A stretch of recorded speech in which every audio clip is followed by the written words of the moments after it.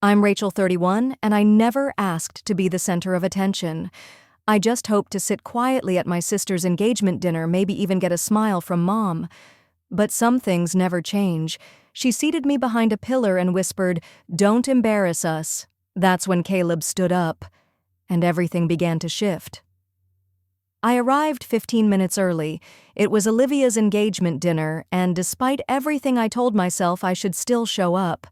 I parked down the street not because there was no valet, but because I didn't want to cause a fuss. I watched my mother step out of her car in a bright blue blazer, waving to guests like the perfect hostess. She hadn't called me in weeks. Inside the restaurant, the lights were warm, and the sound of silverware clinking over soft laughter filled the space. I paused just inside the entrance. The hostess glanced at me, unsure if I was with the group in the back. I nodded slightly and followed the trail of familiar voices. There were 3 long tables set in a U-shape. The center table, clearly for the main cast, was already full. My mother sat at the head, laughing too loudly.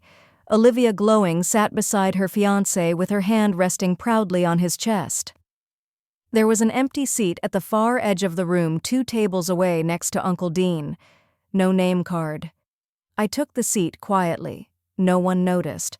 I folded the napkin across my lap and looked ahead, straightening my shoulders. I could still hear my mother's voice from last week, just, "Don't embarrass us, Rachel. Please, this is Olivia's night." I hadn't said anything then. I didn't say anything now. The waitress came by and asked if I wanted red or white. I glanced at the others. Everyone else had wine. I said, "Water, please." My mom caught that and tilted her head, whispering something to her sister, who then looked at me for half a second, long enough for it to sting. The appetizer arrived. Someone handed out little cards with prompts, "Share a memory of Olivia and Josh." I didn't get one. I watched them go around. "Remember when Olivia danced in the rain? Remember how she helped me during finals week?" They were sweet stories, loud enough for the whole table to hear. When the circle was nearly done, my mom turned slightly and said, "Rachel, do you want to say something?" All eyes shifted. I smiled lightly. "No, I'm good." She let out a soft chuckle. Still the quiet one. And just like that, the conversation moved on. I went back to folding the napkin in my lap again and again. The fabric was stiff. The dessert menus came. I checked the time, only 40 minutes in. Across the room, Olivia caught my eye. Just briefly. She gave me a tight smile, not unfriendly, but not close either. I wondered if she'd noticed I was seated apart, or if that was her doing. It didn't matter. It wasn't new.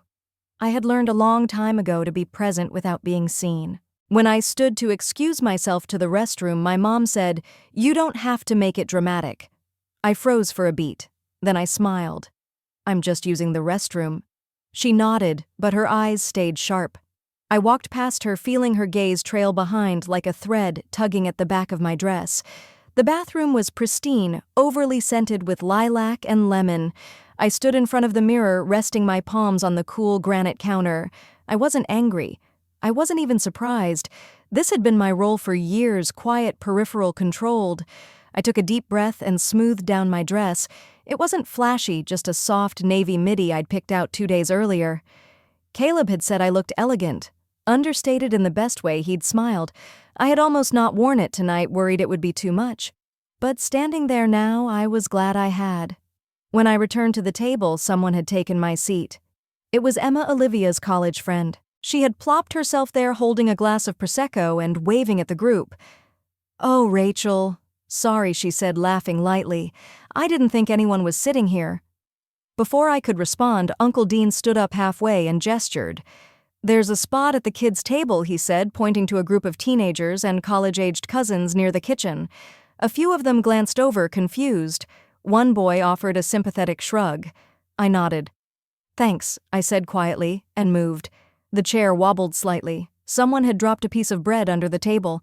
I sat down, folded my hands, and looked straight ahead. No one called me back. Dinner continued in a wave of toasts, laughter, and clinking glasses.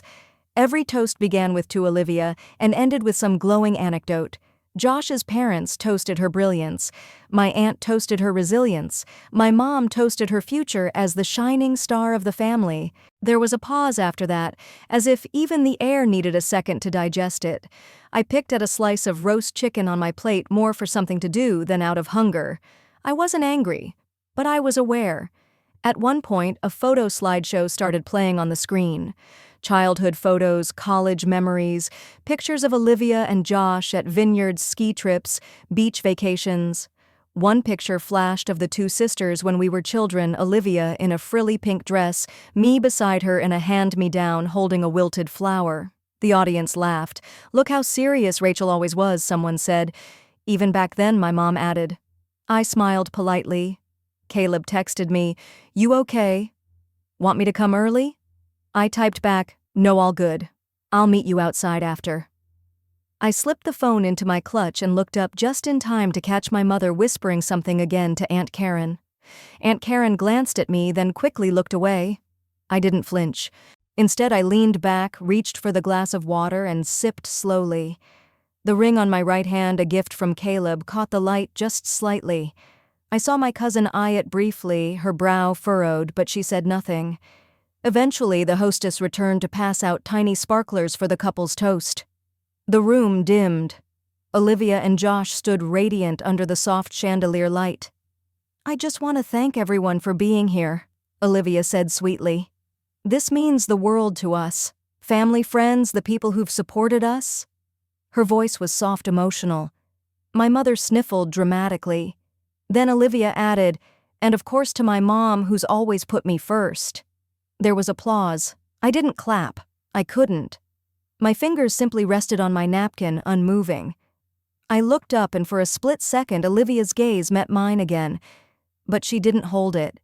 She turned back toward the center and smiled. As the sparklers fizzled and people clinked glasses, I quietly stood and stepped outside for air. The night was brisk, the air tinged with the scent of eucalyptus from the garden. I wrapped my arms around myself more out of habit than cold. The garden lights cast soft golden shadows over the stone path. I walked a few steps, heels clicking lightly, then paused beside the small water fountain that Olivia used to play near when we were kids. The sound of water trickling was comforting, distant from the clatter of the party inside. I could hear faint laughter and a burst of applause through the windows. They didn't notice I'd left. A few minutes passed. Then the back door opened and closed softly. I turned. It was Aunt Marion. She hesitated, then joined me by the fountain. "I would have saved you a seat if I'd known," she said gently. I smiled. "It's okay." She didn't look at me right away, just kept her eyes on the water. "You've always been gracious," she murmured, "even when they forget to be." I didn't reply. There was nothing to say. I wasn't here to prove anything. "I remember your high school graduation," she continued. "You gave the speech. Valedictorian." They left halfway through for Olivia's swim meet. I let out a soft exhale through my nose. That was a long time ago. She looked at me finally. "Doesn't mean it didn't matter." A silence stretched between us, not awkward but weighty. She gave my arm a small pat and returned inside. I stayed hands folded over my clutch, eyes fixed on the sky. The stars were faint, too much city light, but I focused on the dimmest ones anyway. The ones that were there, even if no one noticed. From the corner of my eye, I saw Caleb's car pulling up by the curb. I walked toward it slowly. Before I got in, I turned back and looked at the house. Through the tall windows, I could see my mom gesturing at the crowd holding court, and Olivia glowing under the attention. They didn't see me standing there. They never had. I got into the car.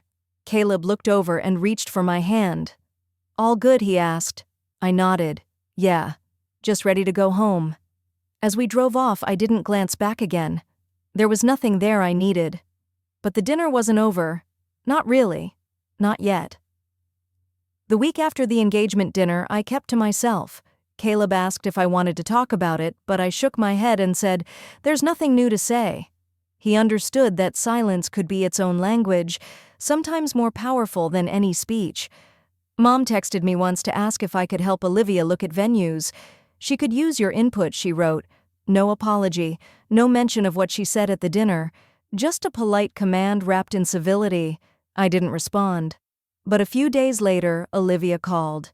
I know things were weird at the dinner, she started, but Mom's stressed. She didn't mean it like that. I said nothing.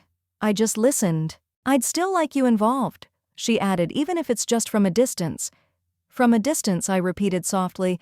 That's how you want me there. She hesitated. It's just, you know how Mom gets. If you make a scene, I let out a quiet breath. When have I ever made a scene? Olivia Moore's silence. Forget it, I said gently. Congratulations again. I wish you both well. I ended the call before she could fumble for a reply. Later that week, the whole family gathered again, this time for a bridal brunch hosted at Aunt Clara's house. I hadn't planned to go, but Caleb encouraged me to show up, if only to stand in my own space. Not for them, for me. So I did.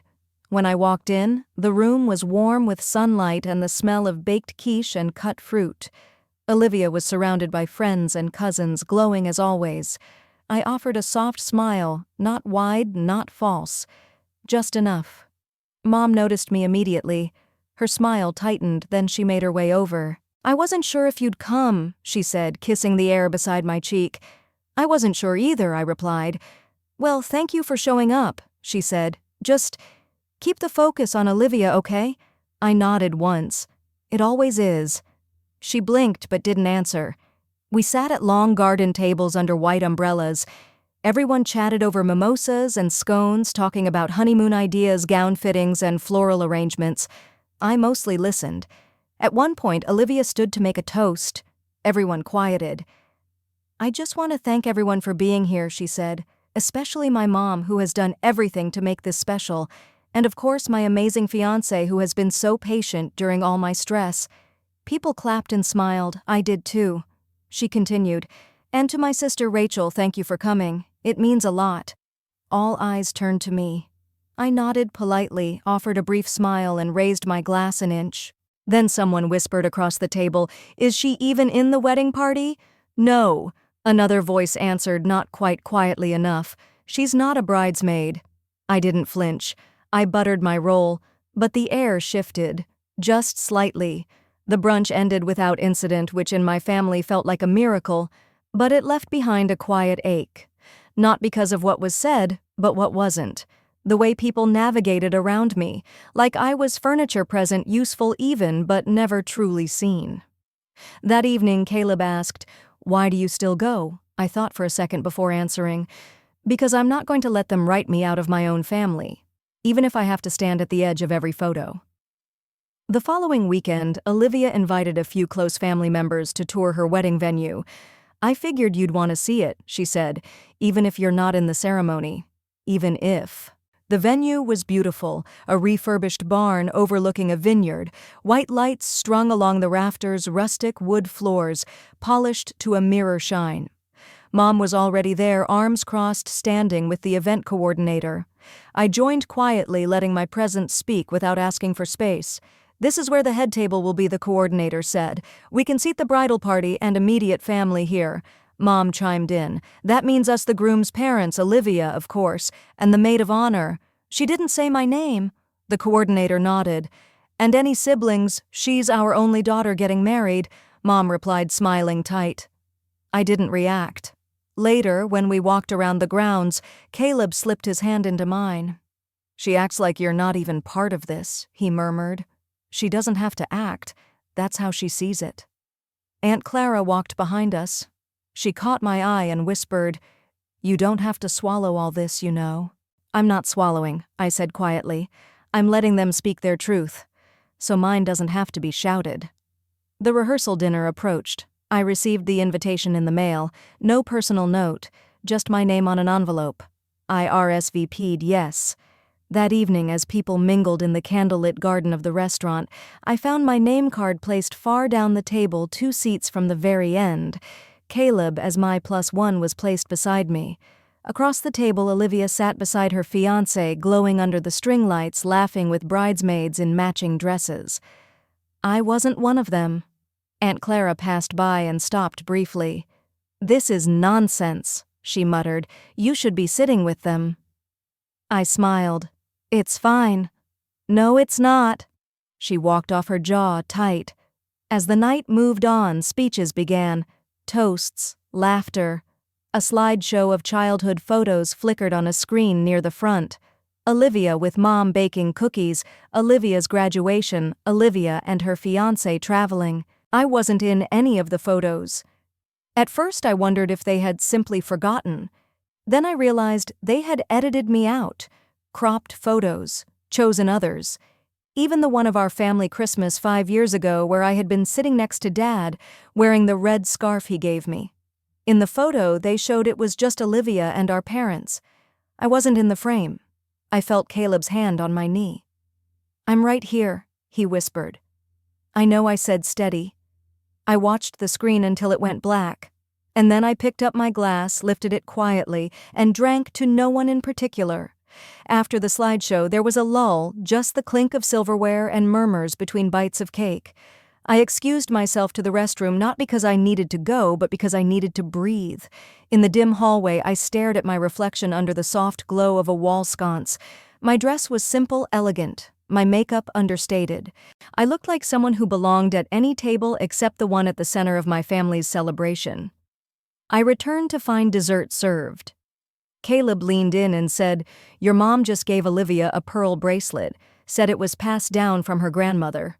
I nodded slowly. It was meant for the first daughter to get engaged. But I know. Toward the end of the evening, a waiter handed out thank you cards from Olivia and her fiancé. Printed, not handwritten. Still, most people smiled warmly as they opened theirs. I opened mine. There was no card inside, just an empty envelope. I turned it over, checking again. Caleb saw it. "You think it was a mistake, number Rachel?" "They've spent years crafting this narrative," I said. "I'm not the forgotten one. I'm the one they wish would stay forgotten." Aunt Clara approached us again, her expression unreadable. "I saw what just happened," she said softly. "It's okay." "No, it's not. But I think you already know that." Her words hung in the air for a beat too long. Then she continued, "You know, when your mother was your age, she was the one always overlooked. She swore she'd never make her daughter feel like that." "Well," I said, setting my fork down, "maybe she kept the promise. Just not to me." Aunt Clara didn't smile, but she squeezed my shoulder gently before walking away. That night, Caleb and I walked to the car in silence. The air was cool. The trees lining the lot cast long shadows across the pavement. As we reached the car, I paused. My heels clicked once more as I turned around. "What is it?" Caleb asked. I looked back at the restaurant, warm lights glowing inside, laughter trickling out the window. "Just remembering the quiet," I said, "because tomorrow things will start to sound different." I didn't sleep much that night. Not because I was hurt, though I was. Not because I was angry, though I had every right to be.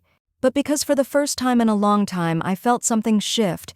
It wasn't revenge. It wasn't vindication. It was clarity. They had written me out of the photos, out of the speeches, even out of a simple thank you card. And still I was here. Still I stood. Not because they allowed it, but because I chose to. And that, I realized, would be the beginning of the end, just not for me. The night of Olivia's engagement party was supposed to be the peak of the family's joy, the moment everyone would remember. In a way, it still was, just not for the reasons they intended. I walked into the dining hall with Caleb beside me. The lights were soft, the table settings immaculate, silver-rimmed plates, crystal glassware, white roses at the center of every round table. Everyone turned when Olivia entered, her arm looped through her fiancé's, wearing a white satin dress that skimmed the floor like it was stitched from approval. Applause filled the room. I clapped too. Softly. We were seated close to the back again, not quite next to the restrooms, but not far either. I didn't mind, because tonight I wasn't there to be seen. I was there to see. Dinner was served: lamb, roasted vegetables, potatoes stacked like sculpture. Mom floated from table to table, wine glass in hand, always a compliment ready, always another guest to flatter. Eventually she reached our table. She smiled at Caleb. "Lovely to see you again." then turned to me. Her voice lowered half a tone. "Rachel, I hope you'll help us keep things elegant tonight." "No. Surprises." I blinked. "Of course.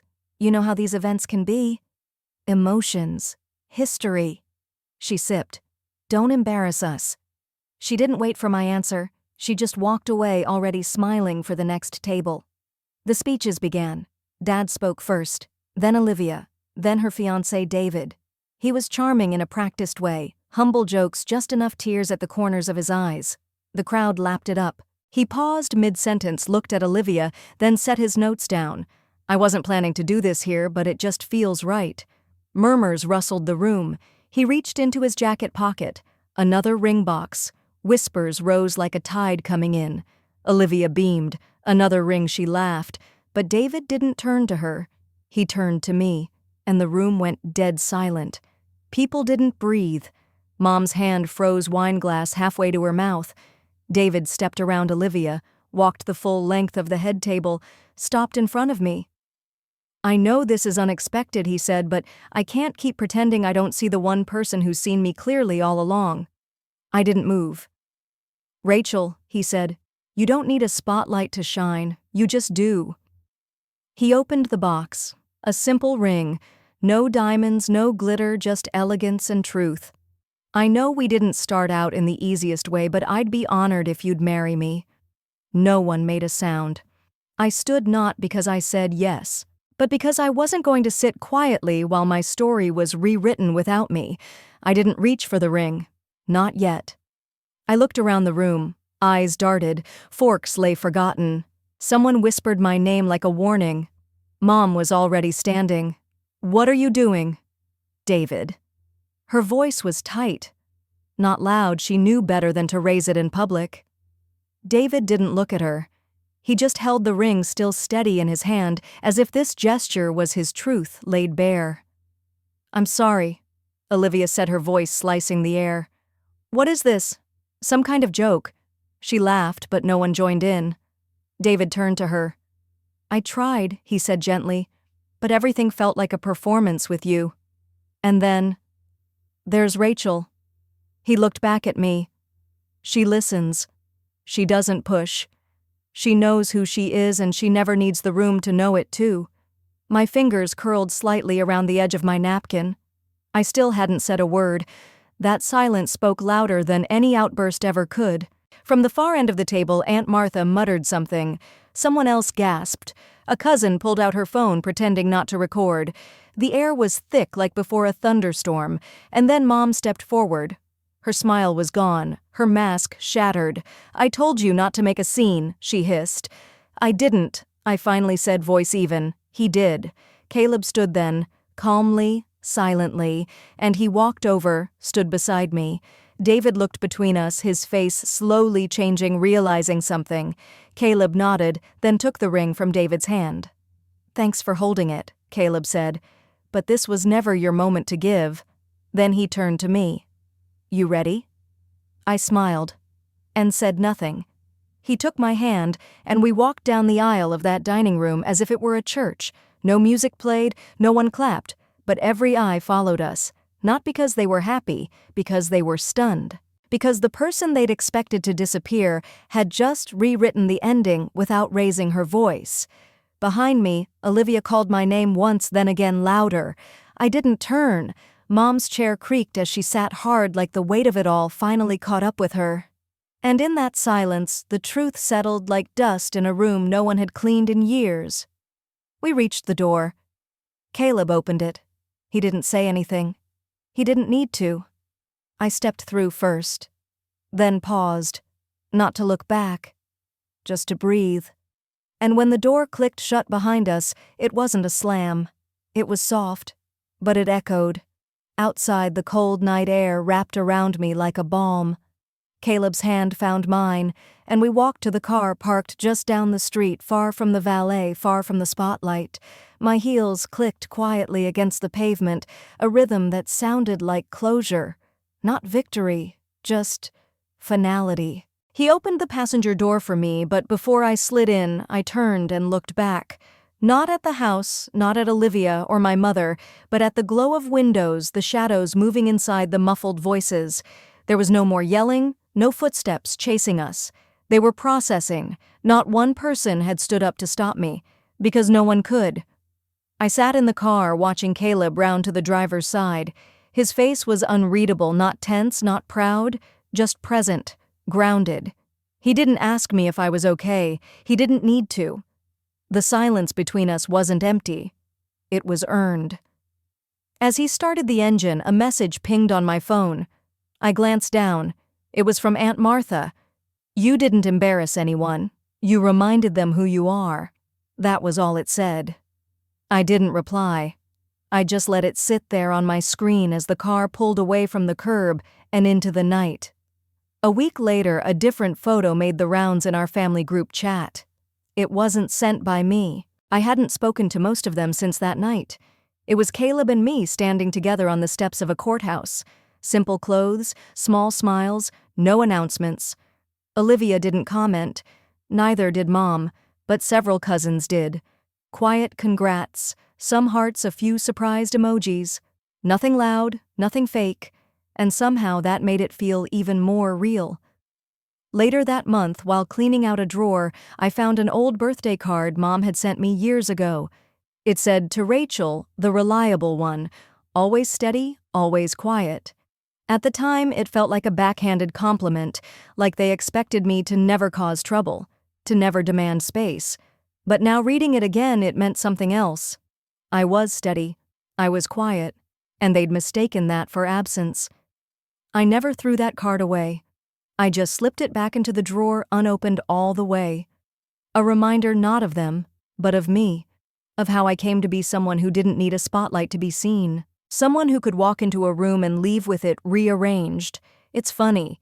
People think the loudest moment is the one with the most yelling, but sometimes it's the second the room goes silent and no one dares to breathe because they realize they were wrong, and you don't have to say a word. You just walk out and the silence says everything. Sometimes the ones they tried hardest to keep quiet are the ones they remember longest. Not for the noise they made, but for the silence they left behind.